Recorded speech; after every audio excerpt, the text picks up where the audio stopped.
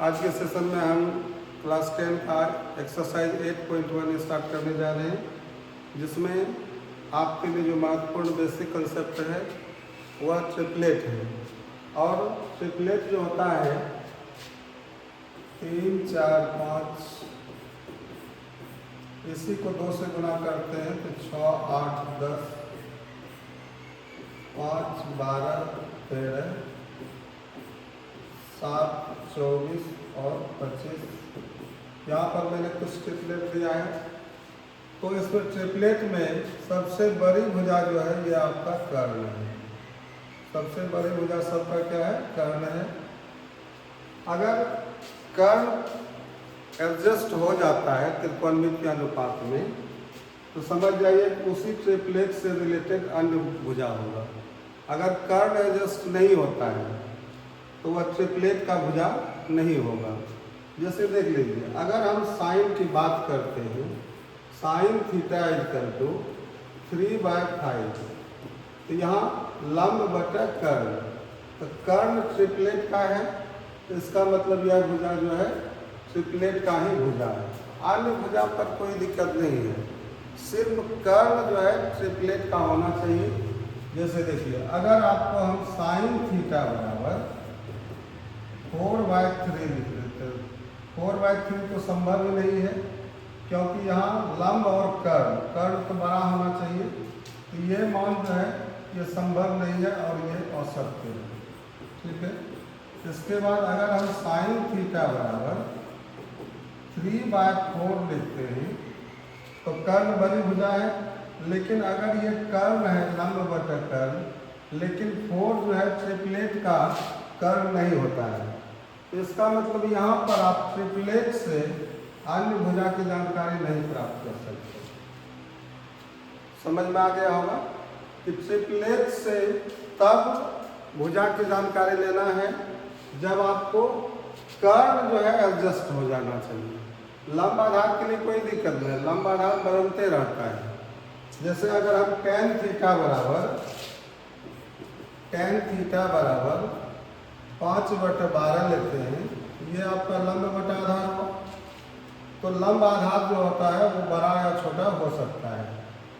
यहाँ पर tan theta बराबर अगर हम 12/5 भी लेते हैं, तो ये लंब और आधार है। लंब आधार में से कोई भी भुजा बड़ा या छोटा हो जाएगा, कोई दिक्कत नहीं है। लेकिन जिस निष्पत्ति में कर्ण है, कर्ण ट्रिपलेट का एडजस्ट होना चाहिए। कर्ण एडजस्ट हो जाएगा तो फिर लंब आधार में कोई दिक्कत नहीं होगा।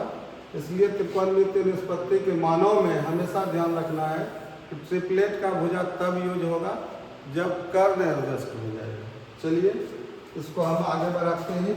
अगला जो कंसेप्ट होगा, आपको पता है कि साइन थीटा बराबर लंब बटा कर्ण p/h होता है। कॉस थीटा बराबर b/h और tan थीटा बराबर p/b होता है। तो अगर आप इस 3 सूत्र को याद कर लेते हैं, अन्य 3 त्रिकोणमितीय अनुपात जो है साइन कॉस टेन के बाद हो जाएगा कॉट सेक और कॉसेक, वो आपका इसी तीनों का व्युत्क्रम है। इसी का व्युत्क्रम है। व्युत्क्रम क्या होता है? तो साइन थीटा का व्युत्क्रम जो होता है वो आपका कॉसेक थीटा होता है। कॉस थीटा का जो व्युत्क्रम होता है वो आपका सेक थीटा, और tan थीटा का जो व्युत्क्रम होता है वो कॉट थीटा।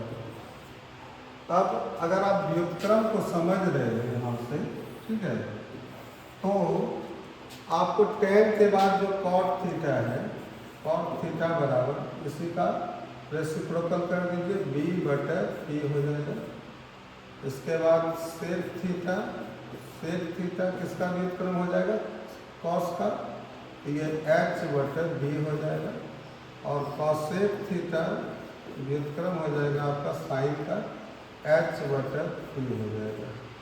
तो यहाँ से साइन का व्युत्क्रम आपका कॉसेक हो गया, कॉस का व्युत्क्रम आपका सेक हो गया, और tan का व्युत्क्रम कॉट हो गया।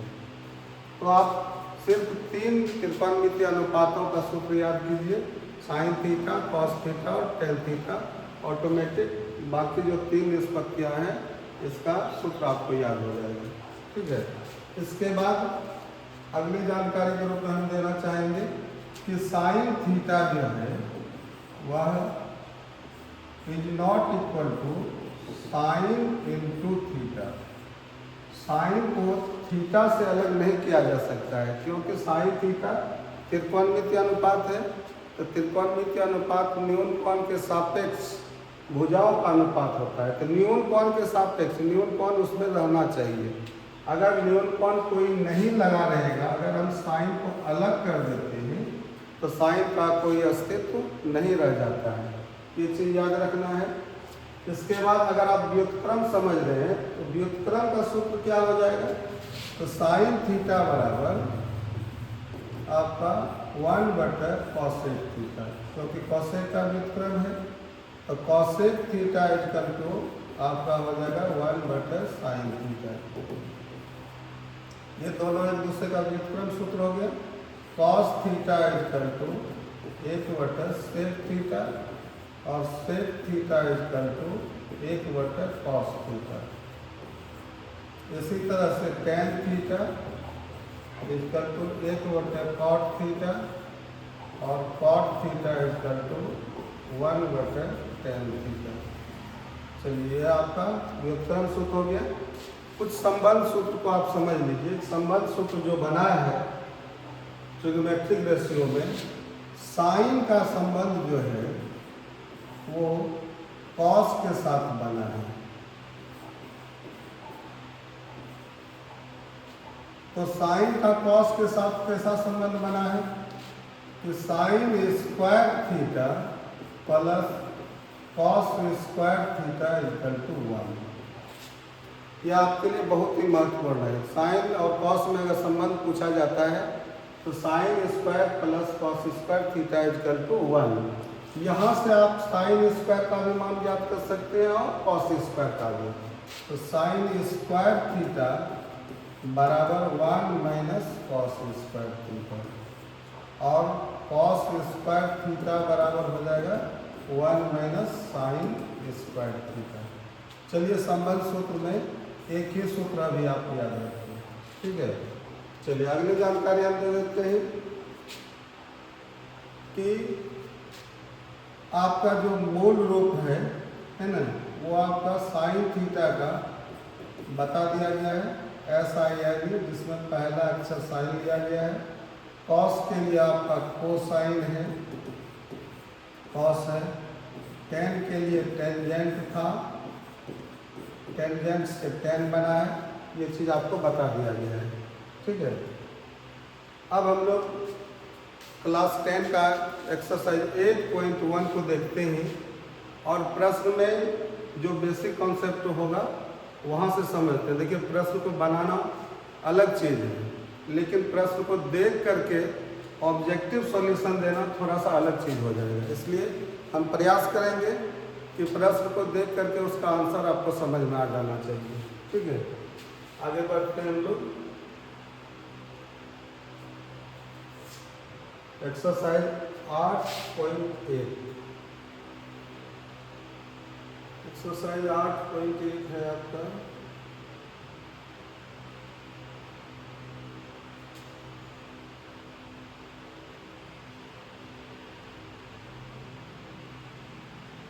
पहला सवाल है आपका,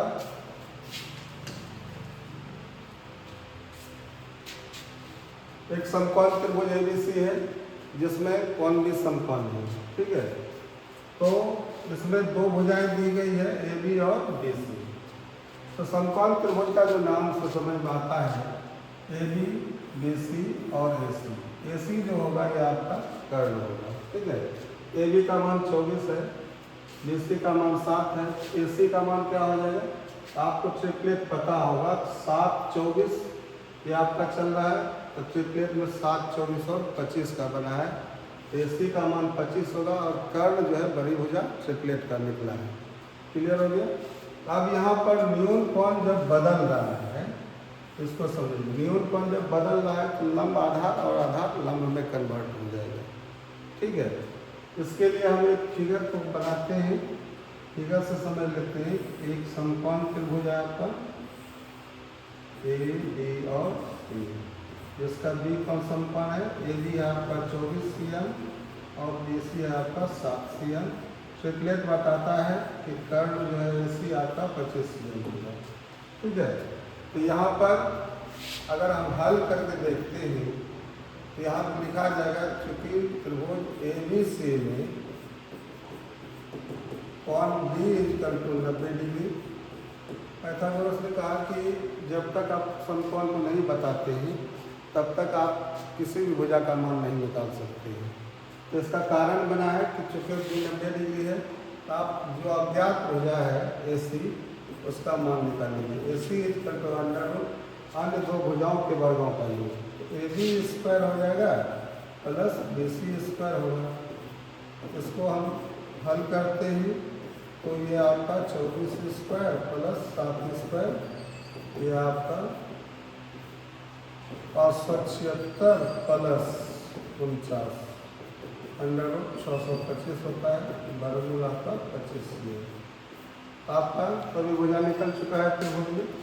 आप न्यून कोण को सेलेक्ट करते रहिए और न्यून कोण के आधार पर लंब आधार को समझ लिए हैं, उसका मान निकाल लीजिए। रोमन 1 है आपका साइन ए, तो साइन ए बराबर पी बटा साइन ए न्यून कोण के लिए ये आपका परपेंडिकुलर है पी है और ये आपका एच है, ये आपका 7/25 हो जाएगा। कॉस है बराबर न्यून कोण ए के लिए कॉस का मान ये हो जाएगा आपका संलग्न हो जाए 24/25 हो जाएगा। चलिए आपका रोमन 1 का आंसर हो गया। यहाँ पर हम लोग रोमन 2 लिखते हैं साइन सी और कॉस सी। साइन सी का मान सी न्यून कोण को देख लीजिए, सी न्यून कोण के सापेक्ष लंब 24 हो रहा है और कर्ण 25 है, लंब बटे कर्ण 24/25 ये हो जाएगा और आधार का मान सी के लिए 7 है, 7/25 हो जाएगा।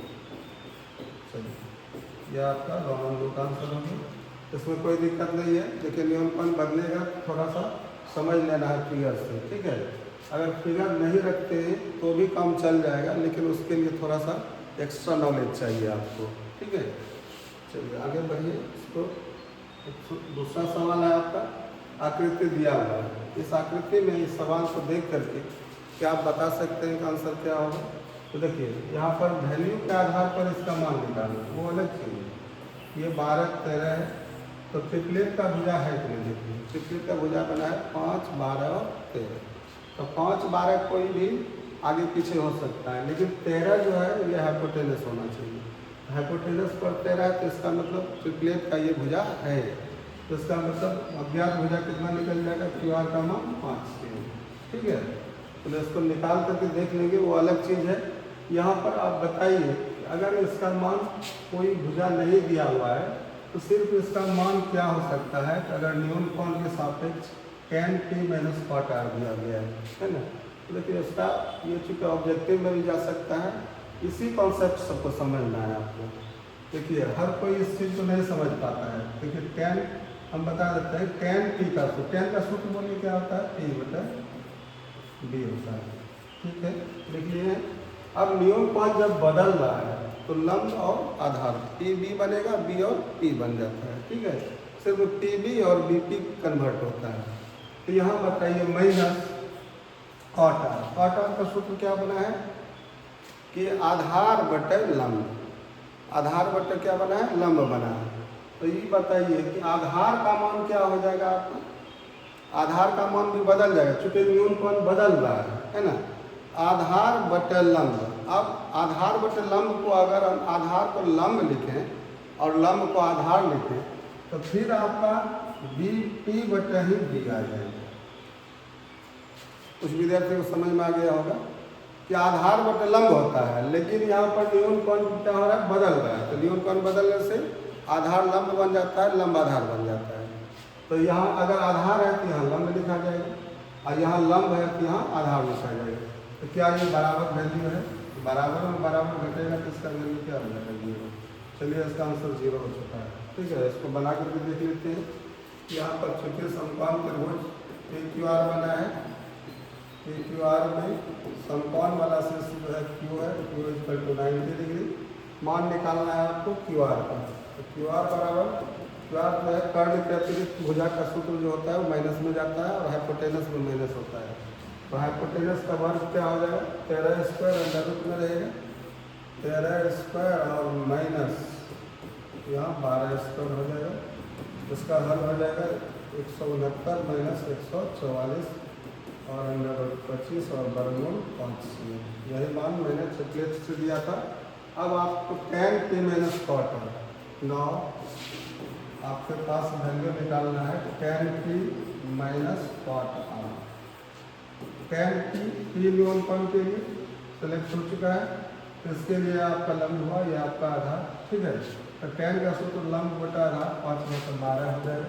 ठीक है, और माइनस cot R न्यूनतम को सिलेक्ट करते ही ये आपका लंब हो जाएगा, ये आपका आधार। तो cot का सूत्र होता है आपको आधार बटा लंब, यही 5/12 बराबर में बराबर घटा है तो ये 0 होगा। ठीक है, ये वैल्यू के लिए भी 0 निकला है। और मैंने बताया है कि यहाँ पर बिना वैल्यू का भी आप बोल सकते हैं कि इसका आंसर 0 होगा। ठीक है, बहुत कम छात्र इसको समझते हैं, इसलिए आप इसको देख लीजिए। यदि साइन A, यहाँ पर एक छूट गया है, साइन A = 3/4। अब ये देखिए साइन A बराबर 3/4, यहाँ पर यह आपका P और यह आपका H। क्या है, ट्रिपलेट में 3, 4, 5 का बना है, तो क्या 5 ट्रिपलेट का कर्ण है? तो यहाँ पर ट्रिपलेट का कर्ण कौन बन गया है, 4, इसलिए ट्रिपलेट के भुजा से रिलेटेड नहीं है, इसलिए आपको यहाँ पर भुजा का मान निकालना पड़ेगा। ठीक है, यहाँ पर दिया क्या गया है, देखिए पेज नंबर, साइन A = 3/4। इसको सूत्र से कंपेयर कर दीजिए P/H से, और यहाँ पर चूँकि इसको किसी वेरिएबल से गुना करना है कांस्टेंट से, तो लेट हम कर लेते हैं P = 3K और H = 4K। अब आपको B का वैल्यू, बेस का वैल्यू, बेस क्या होगा, माइनस में जाएगा हाइपोटेनस में, H² माइनस P² हो जाएगा। और इसका हल 4K का होल स्क्वायर और माइनस 3K का होल स्क्वायर। यह आपका 16 के यहाँ पर माइनस 9K² √7K² हो जाएगा और √7K के आउट हो जाएगा। ठीक है, यह आपका PVH का वैल्यू हो गया। तो आप cos A और tan A का मान आसानी से निकाल सकते हैं। नाउ cos A बराबर आपका cos का सूत्र होता है B/H, √7K/4K, √7K/4K, ये कैंसिल हो जाएगा, √7/4। चलिए उसके बाद tan A बराबर आपका P/B होता है 3K/√7। ये आपका 3K/√7K, के कैंसिल हो जाएगा 3/7। आपका आंसर। ठीक है, यहाँ पर न्यूनतम A के सापेक्ष वैल्यू है और न्यूनतम A से ही रिलेटेड त्रिकोणमितीय अनुपात का मान पूछा है, तो इसमें PVH फिक्स रहता है। ठीक है ना, इसका PVH में कोई कन्वर्ट नहीं होता है। अगला सवाल यहाँ से आप देख लीजिए, न्यूनतम A के सापेक्ष वैल्यू cot A बराबर यहाँ से 15 लाइट जाएगा, 8/15 हो जाएगा। ठीक है, और साइन A मतलब A न्यूनतम से रिलेटेड पूछा है, PVH फिक्स होगा। अब यहाँ cot A पर बात कर लेते हैं। तो cot A बराबर ये आपका B/P। तो B और P में कोई दिक्कत नहीं है, B और P बदलता रहता है। तो सिर्फ कर्ण जिसके त्रिकोणमितीय अनुपात में है, तो ट्रिपलेट का कर्ण सिर्फ फिक्स रहना चाहिए, कर्ण का पकड़ होना चाहिए। यहाँ BP में 8, 15 है, 8, 15 और 17 का ट्रिपलेट बना है, जिसमें 17 जो है कर्ण है। यहाँ लंब आधार तो 8, 15 हो सकता है, कर्ण का मान यहाँ 17 हो जाएगा, H का मान, साइन A और sec A का मान आप हल कर सकते हैं, निकाल लीजिएगा। चलिए अगला प्रश्न है आपको, sec थीटा बराबर 13/12। तो sec का जो सूत्र बना है वो cos का व्युत्क्रम है, ये H/, आपका ये बी। तो कर्ण जो है आपका 13 है और बेस जो है आपका आधार जो है 12। तो ट्रिपलेट का कर्ण 5 12 13 में 13 होता है, इसलिए ये ट्रिपलेट के आधार पर इसका एक भुजा जो है परपेंडिकुलर निकल जाएगा आपको 5। ठीक है, जब PBH आ जाएगा तो अन्य सभी त्रिपन्न के अनुपात का मान आप निकाल लीजिए। ठीक है, इस समय कोई दिक्कत नहीं है, आप हल कर लीजिएगा। अगर दिक्कत होगा तो कमेंट कीजिएगा, हम अगले वीडियो में बता देंगे। क्या देखिए, कौन ए और कौन बी न्यून कौन है।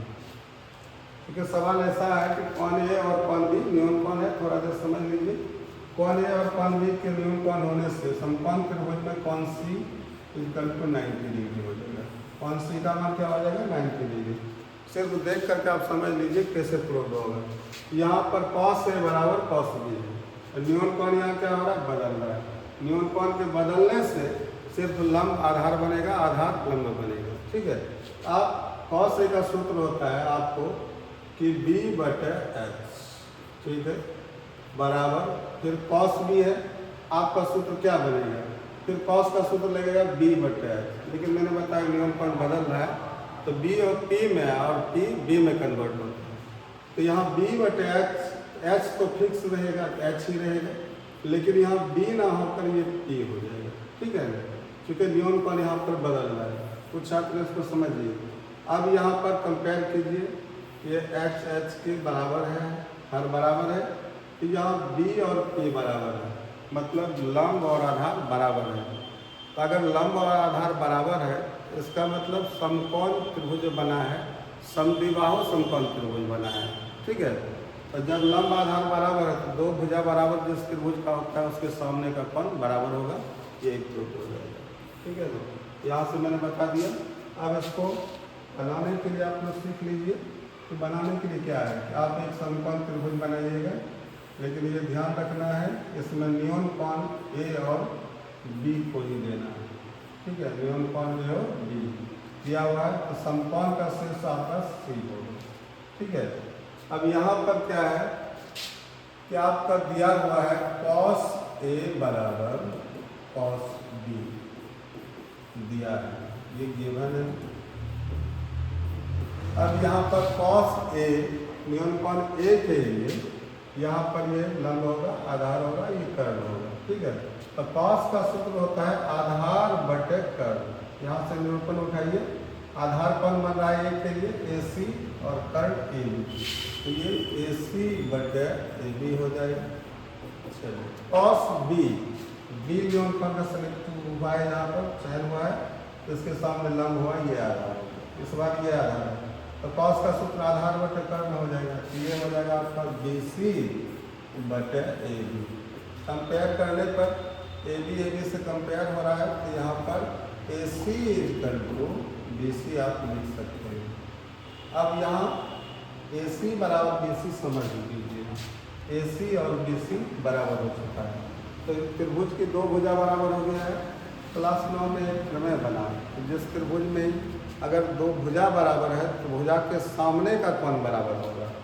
तो यहाँ पर चूंकि भुजा समान है तो यहाँ कारण बना लीजिए, चूंकि समान भुजाओं के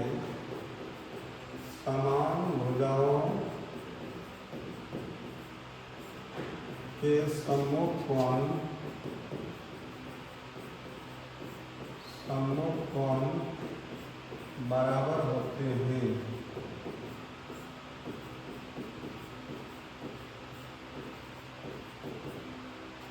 इसलिए रिजल्ट आता है कि इसके सामने का कोण क्या होगा, बराबर हो जाएगा। तो AC के सामने फिगर देखिए या ना देखिए, सम्मुख भुजा को समझ लीजिए। त्रिभुज ABC बना है, AB के सामने AB को छोड़ करके जो बचेगा सिर्फ वही होगा। तो यहाँ पर AC के सामने क्या हो जाएगा, कोण B हो जाएगा, और BC के सामने BC को छोड़कर कोण ये होगा। इसको अगर उल्टा कर लेते हैं, अतः आप लिख सकते हैं हेंस कोण A बराबर कोण B, यही आपका प्रूफ होगा। ठीक है, अगले सवाल को हम लोग देखते हैं। cot थीटा बराबर 7/8, cot बराबर B/T, आधार बटे लंब है। ठीक है, आधार बटे लंब, आधार लंब कुछ भी हो सकता है, लेकिन ट्रिपलेट से रिलेटेड नहीं है। यहाँ ट्रिपलेट का भुजा 7h से रिलेटेड नहीं है, इसलिए इसका मान आपको PVH का मान निकालना है और उस व्यंजक पर आपको मान रखना है, रोमन 1 हल हो जाएगा। ठीक है। और लेकिन इसमें समझना क्या है, इस सवाल को बनाने का मतलब कुछ अलग होगा। यहाँ पर कुछ ट्रिगोनोमेट्रिक आइडेंटिटी जो है वो प्राप्त होता है, कुछ सर्वसमीका प्राप्त होता है, कोई किसी के बराबर है, उसको आप याद करके रखिए। चूँकि अगर आप इसको याद कर लेते हैं धीरे धीरे तो फिर ऑब्जेक्टिव के सॉल्यूशन में आपको कोई दिक्कत नहीं होगा। ठीक है। यहाँ पर cot थीटा बराबर 7/7 है आपका, cot थीटा बराबर 7/8, ये आपका D/T होगी। अब यहाँ लेट कर लीजिएगा, लेट D बराबर आपका 7K और T = 8K। H का वैल्यू निकालना, हाइपोटेनस क्या होगा, प्लस में जाएगा, अन्य दो भुजा के तो P² + B² हो जाएगा। T का जो वैल्यू है वो आपका √8K का होल स्क्वायर होगा और 7K का होल स्क्वायर होगा। यहाँ पर हल कर लीजिए, 88 64K² होगा, 77 49K² हो जाएगा और √113 113K² होगा और √113 परफेक्ट स्क्वायर नंबर नहीं है, पूर्ण वर्ग संख्या नहीं है तो वर्गमूल नहीं निकलेगा।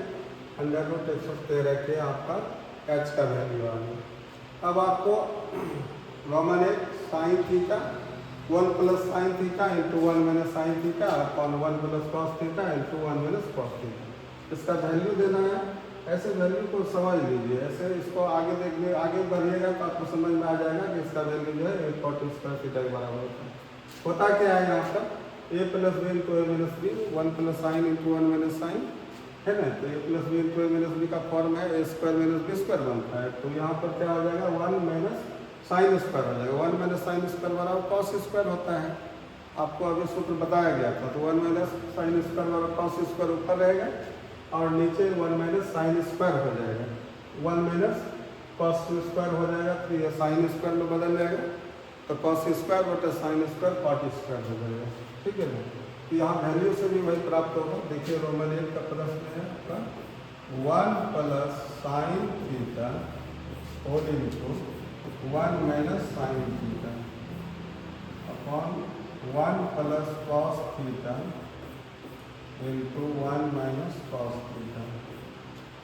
ठीक है। अब यहाँ पर आप इसका वैल्यू रखिए, 1 + साइन बराबर होता है P/X, देख लीजिए P का मान 8K और बटा √113, ये आपका 8K/√113K बाहर रहेगा। चलिए इसी मान को आप माइनस में लिख लीजिए, 1 - 8K/√113K ठीक है, बटा 1 + cos थीटा, cos थीटा का मान आपका हो जाएगा B/H 7K बटा √113K। इसी को आप माइनस में लिख लीजिए, 1 - 7K बटा √113K। ठीक है। यहाँ पर सरलीकृत K को कैंसिल कर दीजिएगा और यहाँ पर हल जो करना है a + b × a - b से हल कीजिए, लघुत्तम में नहीं जाना है। a + b का मान ये हो गया, a - b का मान a² - b², तो ये आपका हल क्या हो जाएगा 1² 1 हो जाएगा और 8² क्या हो जाएगा आपका 64 और बटे ये स्क्वायर रूट कटेगा। ठीक है, स्क्वायर रूट कट करके क्या हो जाएगा 113।